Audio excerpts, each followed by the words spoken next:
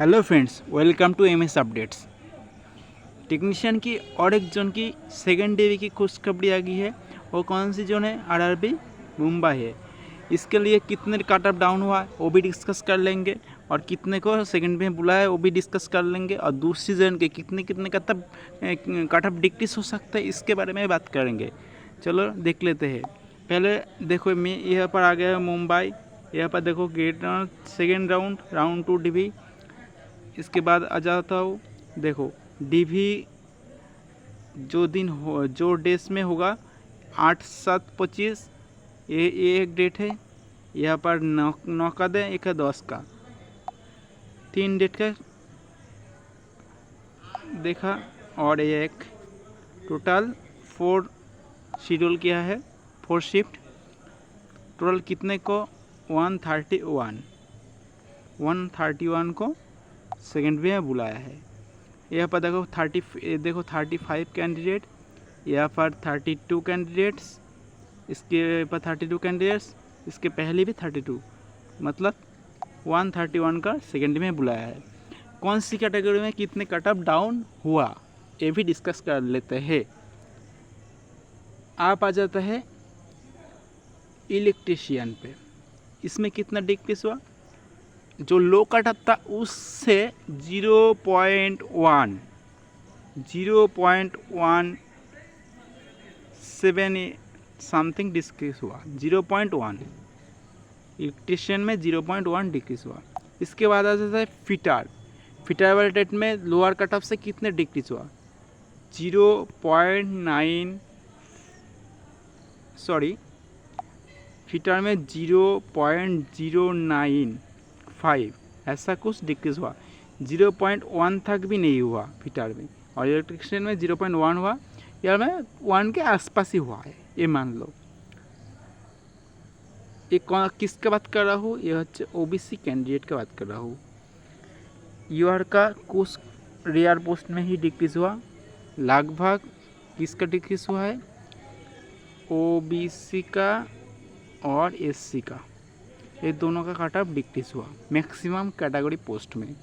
यूआर का थोड़ा सा 2-1 पोस्ट में हुआ है, और यूआर का भी ज़्यादा डिक्रीज नहीं हुआ। कि कितने क्यों ऐसा हुआ? मान लो यूआर में 10 सीट बच गया है। इसका क्या करेगा?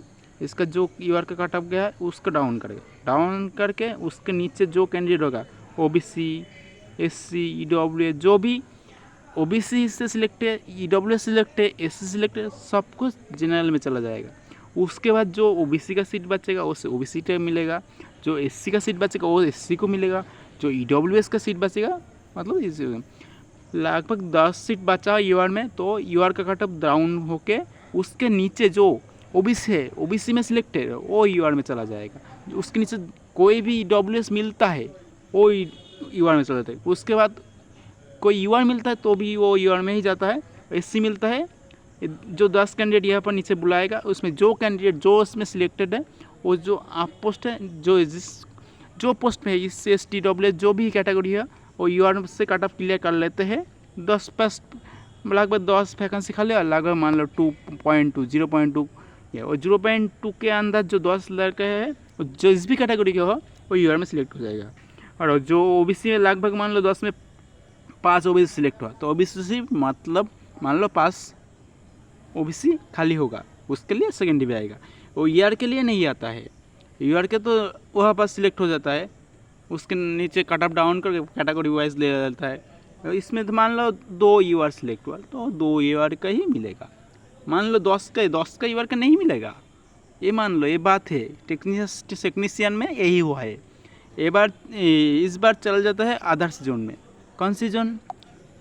मैक्सिमम लोगों का कहना है चेन्नई का क्या होगा, अहमदाबाद का क्या होगा। पहले चेन्नई में फिटर के लिए वैकेंसी थोड़ा 380 का अराउंड है। इलेक्ट्रिशियन है लगभग 900 के आसपास है, ऐसा कुछ है। थोड़ा सा देखो चेन्नई की बात कर लेता हूँ। चेन्नई में फिटर के लिए हो सकता है ज़्यादा डाउन होगा, इलेक्ट्रिशियन में ज़्यादा डाउन होगा। मुंबई से ज़्यादा चेन्नई में डाउन होगा। मैं ये बात आपको 100% कन्फर्म बोल रहा हूँ। मान लो 0.2 तक डाउन होगा ओबीसी का, 0.3 तक यूआर का डाउन होगा, ऐसा ही कुछ होगा। कुछ कैटेगरी में 0.5 भी हो सकता है, कुछ कैटेगरी में 0.6 भी हो सकता है, ऐसा होगा, इससे ज़्यादा नहीं होगा। इलेक्ट्रिशियन का डेंसिटी थोड़ा ज़्यादा है चेन्नई में, इसलिए इसका 0.2 हो भी सकता है, इससे कम भी हो सकता है। चेन्नई में इलेक्ट्रिशियन का डेंसिटी ज़्यादा है, 0.2 हो सकता है, इससे कम भी हो सकता है, इसका थोड़ा ज़्यादा भी हो सकता है, 0.3 भी हो सकता है यदि वैकेंसी ज़्यादा होगा तो। ठीक है, इस वीडियो में इतना ही। आपका जिसका वेटिंग वाला है चेन्नई में, अहमदाबाद में, जो भी जोन में है वो कमेंट में लिख दीजिएगा।